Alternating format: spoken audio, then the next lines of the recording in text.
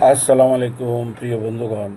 আমি আপনাদের সামনে একটি বাংলা নজম পড়ছি। এটি জীবন কাঠি মৌলভী মোহাম্মদ সলিমুল্লাহ সাহেবের রচিত নজমুল মাহাদি থেকে।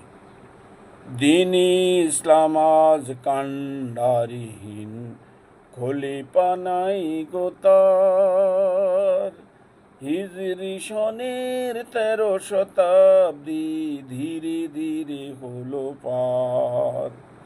হানাফি শাফি শিয়া ও সুন্নি মালিকি ও হাম্বলি নানাবিধ নামে 72 ভাগে করিয়াছে দলাদলি।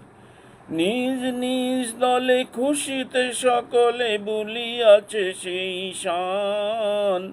খাঁটি তৌহিদ জান্ডার তলে ছিল যে মুসলমান।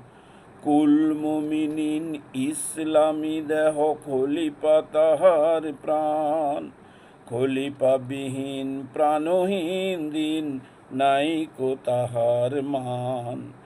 মরিয়াছে দিন পচিয়াছে দেহ রটিয়াছে দূর নাম। শিয়াল শকুনি নাছাড়ার দল গ্রাস করে ইসলাম। তাই তো করিল মুসলিম গণে খিলাফত আন্দোলন।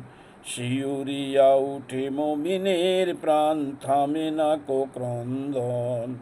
কত গেল জেলে বাড়িঘর ফেলে শৃঙ্খল হাতে পায়। তবু খেলাপথ হলো না কায়েম, সবে করে হায় হায়।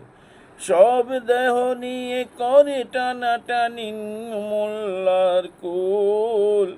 মনে পড়ে যাহা বলেছেন কবি বিদ্রোহী নজরুল।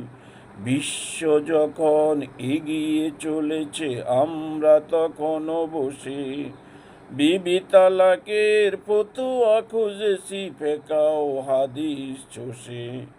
ইসলামের এই দুর্দশা দেখে আল্লাহ রহমান উথলিয়া উঠে করুণা সাগর করিলেন দয়াদান। মসিহে মাউদ ইমাম মাহাদি পাঠালেন দরাদামে।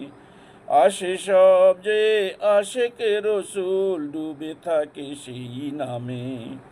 মৃতদেহবৎ দ্বীন-ই ইসলামের চারদিকে ঘুরে ঘুরে নয়নের জলে বাসিয়া মাহাদি ডাকেন করুণ সুরে। আসসালামু আলাইকুম ওয়া রাহমাতুল্লাহি ওয়া বারাকাতুহু।